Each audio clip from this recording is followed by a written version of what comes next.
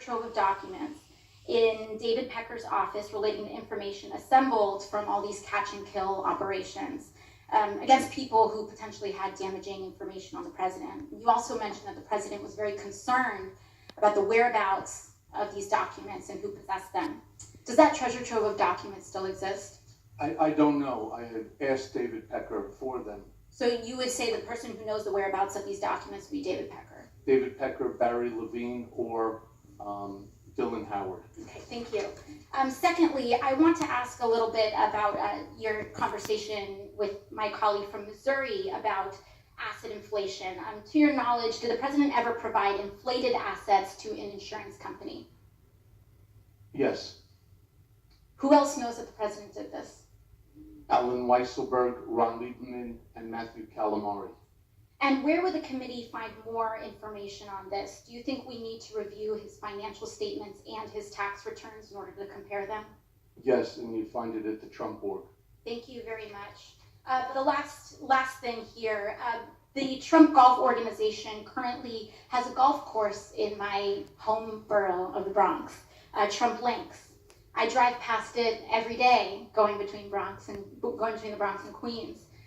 In fact, the Washington Post reported on the Trump Links Bronx course in an article entitled "Taxpayers Built This New York Golf Course and Trump Reaps the Rewards."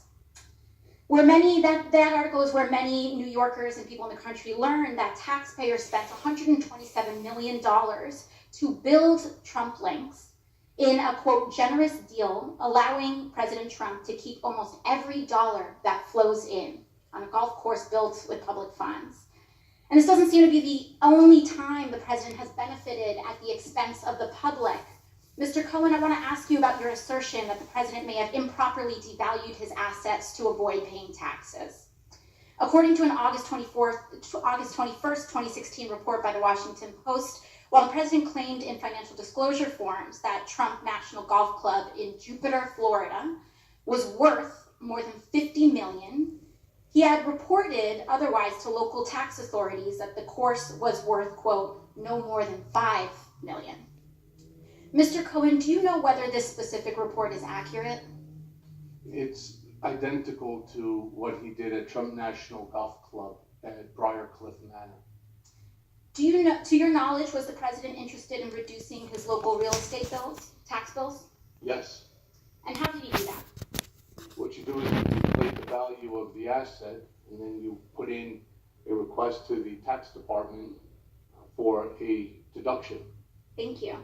Now, in October 2018, the New York Times revealed that, quote, President Trump participated in dubious tax schemes during the 1990s, including instances of outright fraud that greatly increased the fortune he received from his parents. And it further stated from Mr. Trump, quote, he also helped formulate a strategy to undervalue his parents' real estate holdings by hundreds of millions of dollars on tax returns, sharply reducing his tax bill when those properties were transferred to him and his siblings. Mr. Cohen, do you know whether that specific report is accurate? I don't. I wasn't there in 1990s.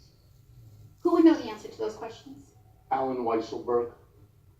And would it help for the committee to obtain federal and state tax returns from the president and his company to address that discrepancy? I believe so. Thank you very much. I yield the rest of my time to the chair.